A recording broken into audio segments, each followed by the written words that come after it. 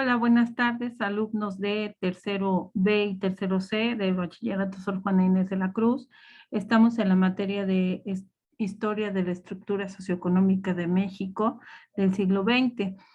Esta cápsula informativa es muy breve y quisiera más o menos hacer una retroalimentación de lo que hemos hablado, de los conocimientos previos que deben de tener para llegar y para poder hacer análisis de los acontecimientos que nos plantea el plan y programa de esta materia. Les voy a compartir pantalla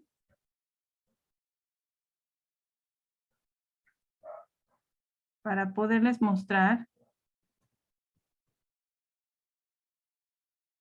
la presentación que ya estuvimos más o menos comentando en clase, pero estas pequeñas notas informativas nos van a servir para que en el tiempo de que estamos en clases presenciales, a lo mejor comentamos, se enriquecen un poquito más, pero quedamos un poquito cortos en el tiempo y voy a utilizar estos pequeños videos para poder ser mucho más concreta y darles la información que a veces no terminamos en clase. Entonces, estábamos hablando en la clase anterior de las consecuencias que tuvo la Revolución Mexicana. Les comentaba que la Revolución Mexicana sucede a raíz de que existe el porfiriato y que el porfiriato, pues como lo podemos visualizar si analizamos este periodo histórico, podemos ver muchas cosas positivas y también muchas cosas negativas de este periodo de tiempo. Ya las enlistamos en clase y lo importante entonces es ver, bueno, como consecuencia de que el pueblo hace un levantamiento armado y se pronuncia la Revolución Mexicana, trae consecuencias muy positivas para el crecimiento, para el nacimiento, digamos, de una nación independiente en todas las estructuras. O sea, podemos decir, bueno, México era independiente desde que fue el grito de Miguel Hidalgo, es cierto, ¿no? Pero encaminarse al desarrollo ya de un país independiente empieza después organizar sus estructuras, empieza todo después de la Revolución Mexicana. Y aquí están una de las consecuencias, ya las habíamos comentado más o menos. Primero, pues es el término de la dictadura porfirista, se crea una nueva constitución, la de 1917, existen nuevos derechos laborales muy importantes porque en esos momentos había mucha explotación de los trabajadores y, como les decía, sobre todo de los trabajadores agrícolas. Existe una reforma agraria en el cual se supone, bueno, se hacen los latifundios y se promulga que la tierra debe de estar en manos del quien la trabaja. Cambios también en la educación, expropiación de los ferrocarriles, desplazamiento de la población y devaluación de la moneda. Existe una crisis fuerte después de este periodo del porfiriato. Viene México a vivir una de sus primeras crisis económicas fuertes. Y sabemos también que la cuestión de los ferrocarriles es uno de los adelantos más grandes que el régimen porfirista nos da, pero también estaba en manos que hacía que la concentración de la riqueza fuera muy desigual. Entonces, bueno, estas son unas de las consecuencias que podemos ver que tiene la Revolución Mexicana. Como en clase les había comentado, los hechos y acontecimientos que suceden en nuestro país no están aislados de lo que va sucediendo a nivel mundial. Vamos a ver que esto más o menos a la par lo podemos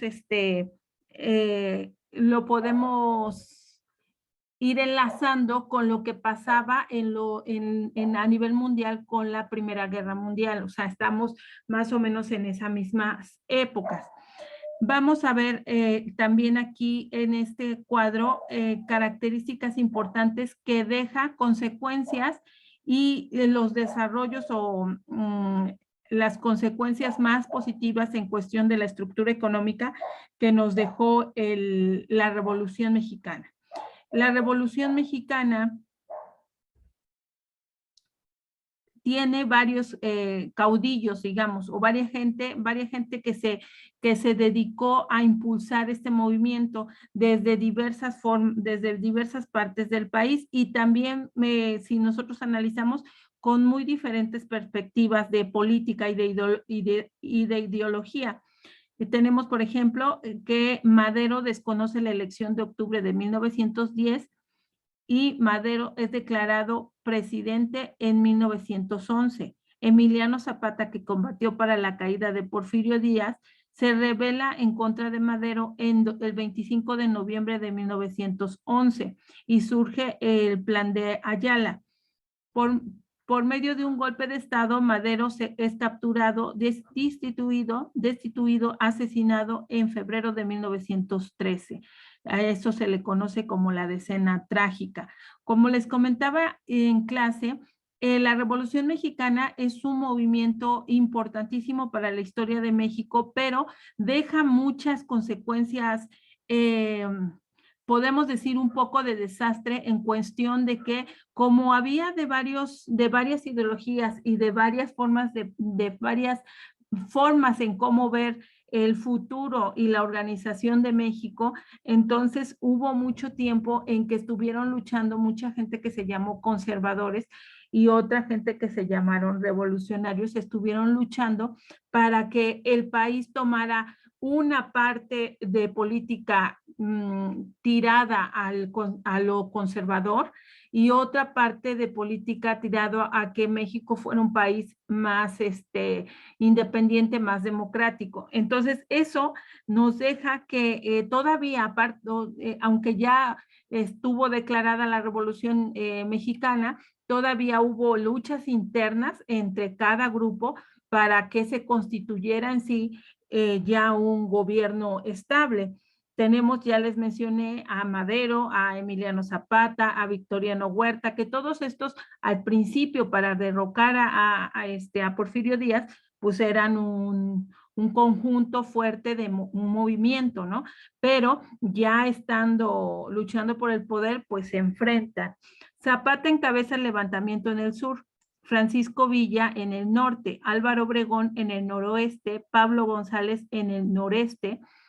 Este ejército se llamó constitucionalista y fue encabezado por Carranza. El ejército constitucionalista vence a Huerta el 15 de julio de 1914. Carranza ocupa la presidencia, pero tampoco cumplió con la demanda de los zapatistas. Zapata se mantuvo en pie de lucha.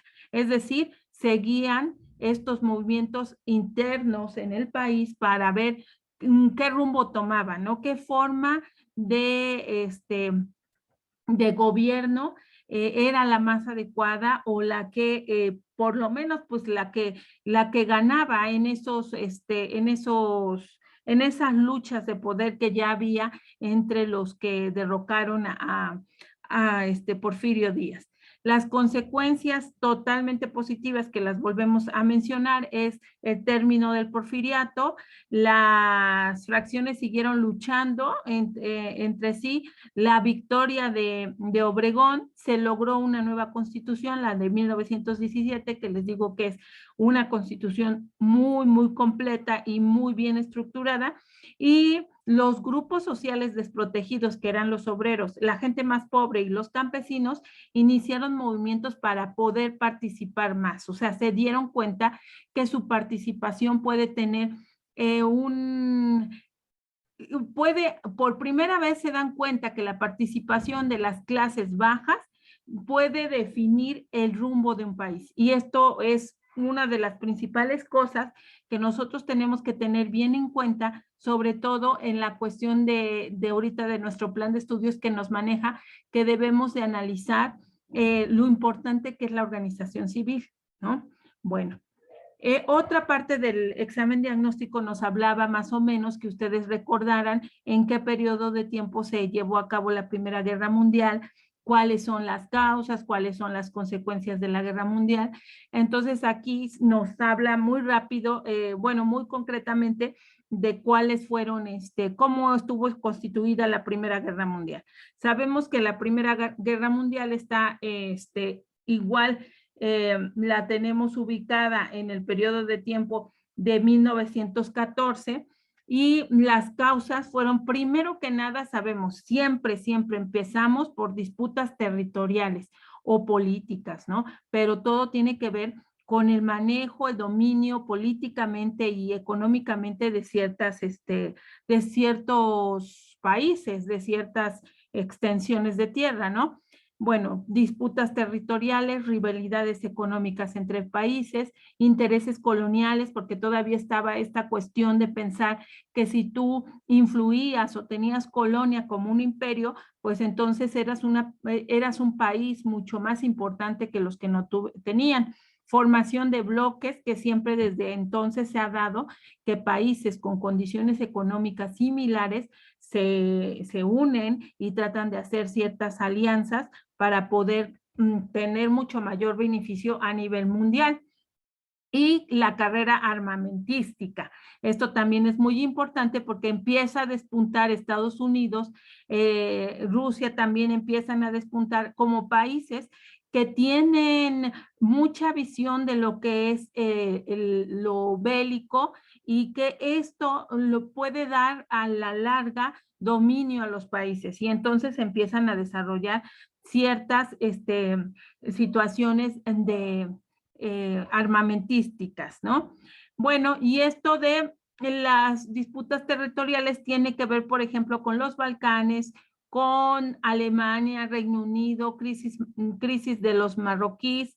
Aquí la formación de los bloques lo podemos ejemplificar con la existencia de la triple alianza y la triple entente, que al final fueron como que los bloques que dieron, que hicieron que terminara y que tomara rumbo la guerra mundial, ¿no? Después el desarrollo. El desarrollo, hay guerra de movimientos, guerra de posiciones en 1917 y fin de la guerra. Esto es más o menos cómo se fue. Empezó en 1914 y terminó en 1918, y se da, esos son como que los pasos. Empieza con la guerra de movimientos, después con la guerra de posiciones y después con el fin de la guerra. Se firma el Paz de París, que nos habla de 14 puntos de Wilson no respetados, tratados individualizados de cada país, condiciones muy duras para los países que perdieron en esa guerra mundial, y sobre todo aquí algo que nos prende mucho el foco es que Alemania también ya como siempre lo ha sido un país un país desarrollado, imperio, digamos. Entonces aquí sale perjudicado ya después de las consecuencias territoriales, y entonces empieza a haber un deseo de revancha, de que no está de acuerdo con las situaciones que se dieron como las consecuencias de la Primera Guerra Mundial. Las consecuencias que hay son varias, ¿no? Ya sabemos que cualquier guerra mundial trae situaciones económicas, sobre todo para los países que pierden la guerra mundial, quedan muy devastados económicamente.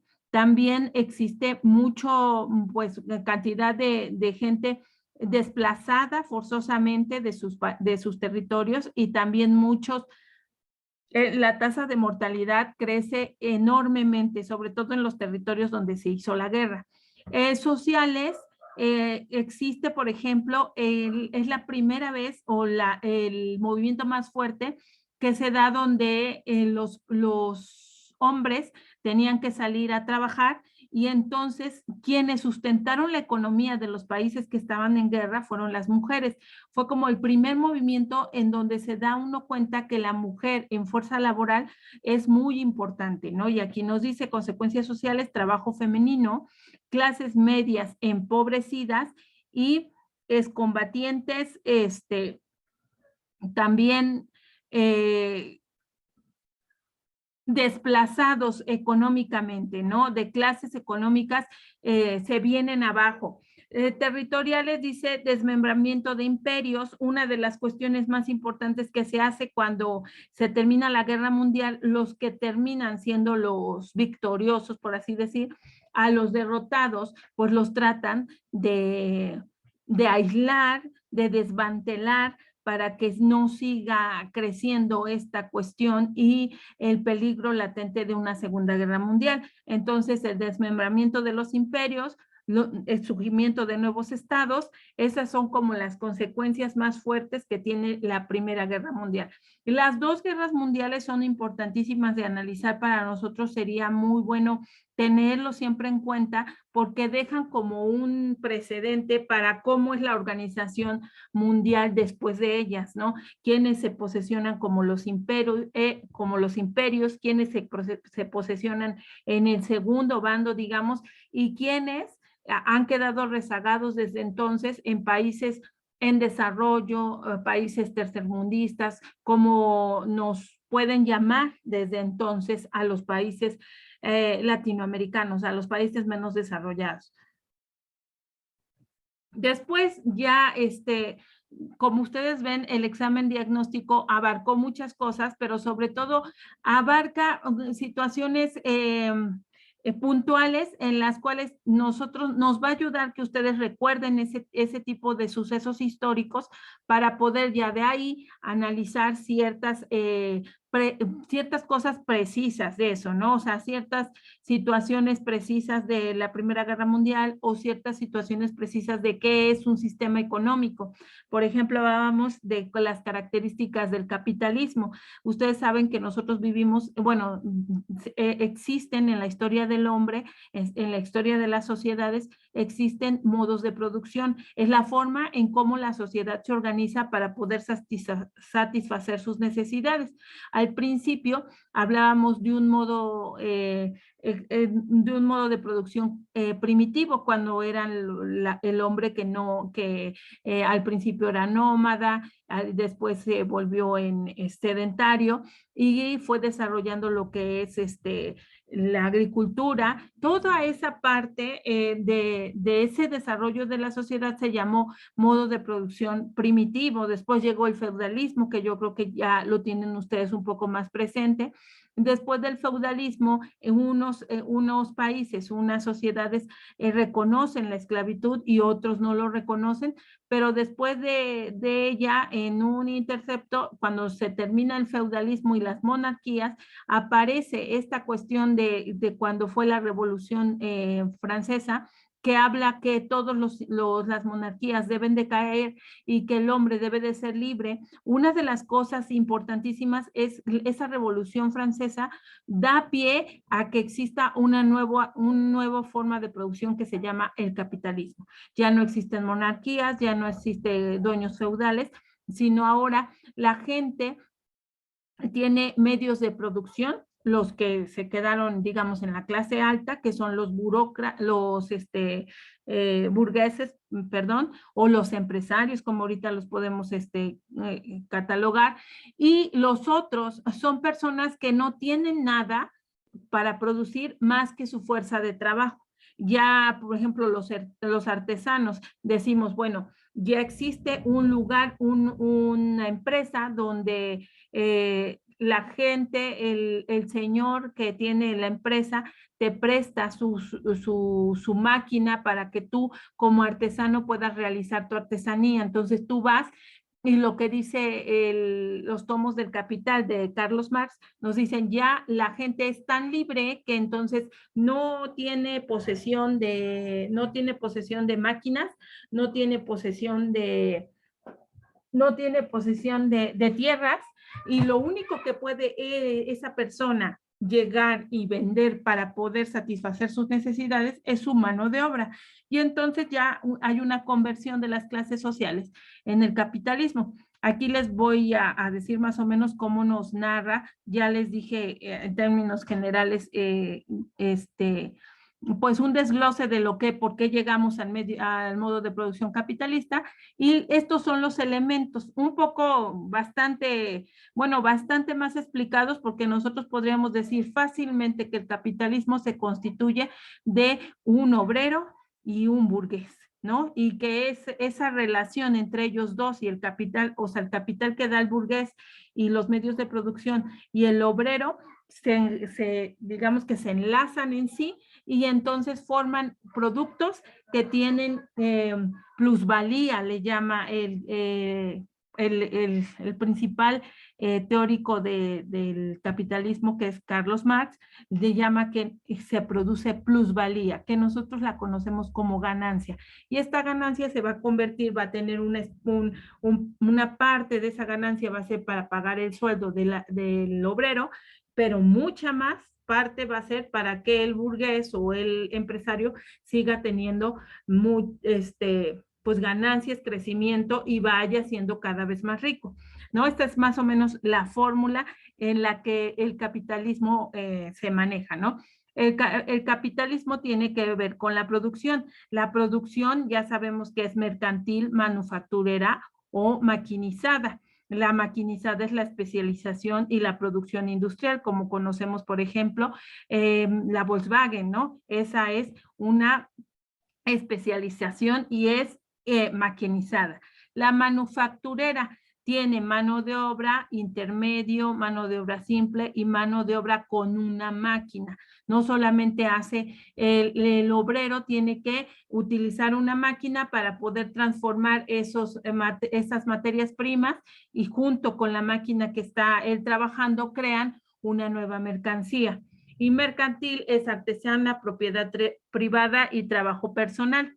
Las clases sociales, aquí nos dice, las clases sociales del capitalismo son el proletario, que se llama, ustedes lo pueden conocer como obrero, y la burguesía, que es el empresario, ¿no? Como les dije, nada más hay esos dos grandes. Acá podemos, en la actualidad nos dicen, no, es que nosotros somos de la clase media, la clase baja, a veces hasta dicen clase media alta, clase baja. No, aquí en el capitalismo, o sea, la gente que realmente estudia el capitalismo y nosotros vivimos en el capitalismo, no hay más que empresarios burgueses, los dueños de los medios de producción, los empresarios, y los que no somos empresarios somos proletarios, somos de la clase proletariada.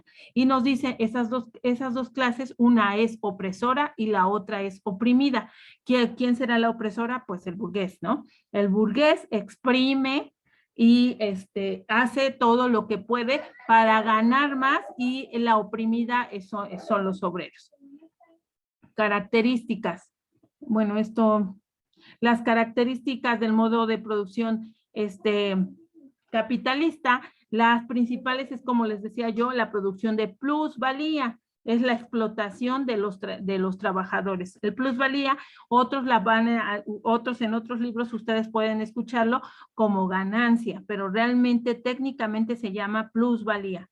Capital es lo que pone el empresario, ¿no? El dinero que se va para la producción y que se convierte en ganancia, a ese dinero se le llama capital. El dinero que yo ando atrayendo y pago para ir al mercado y compro mis verduras, ese se llama dinero. O sea, es lo mismo, nosotros podemos decir, ¿es papel moneda las dos? Sí, pero un dinero se va para la producción y produce dinero y entonces ese se le llama capital y al otro que no los gastamos en cualquier cosa, a ese se llama dinero común y corriente o papel moneda, ¿sí? Bueno, esas son más o menos las características generales de lo que es el modo de producción capitalista, que es en el que México ha vivido desde la Revolución Mexicana. Ok, hasta ahí sería la retroalimentación de nuestro examen. Me faltaría una parte de lo que es el modo de producción socialista, pero bueno, eso lo vamos a ir platicando en clases. Otra cuestión que me gustaría dejarles aclarado. Nuestros productos son muy sencillos. Este es el Constrúyete, es la cartilla moral, es el dibujo, el cartel y es la cronología. En su guía de acompañamiento del aprendizaje, pueden ustedes encontrar que dice, redacta un texto o contesta estas preguntas. Todo eso lo tienen que poner en su libreta. Y muchos que ya me entregaron su trabajo ayer y hoy en Classroom, me lo incluyeron y qué bueno. Se los agradezco, ya leí algunas preguntas, pero sobre todo esas se llaman preguntas guiadas, que son preguntas que nosotros nos tenemos, ustedes como alumnos se tienen que contestar para poder inspirarse, por decirlo así, para hacer su cartel. No necesariamente son productos, o sea, eso no se califica solamente el cartel y se califica la cronología.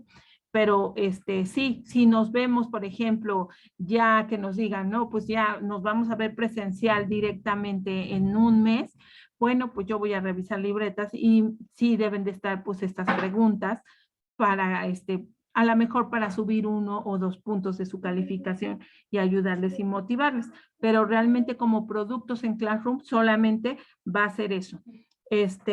Bueno, sería todo por hoy. Muchísimas gracias y nos estamos viendo en clase. Tengan buena tarde.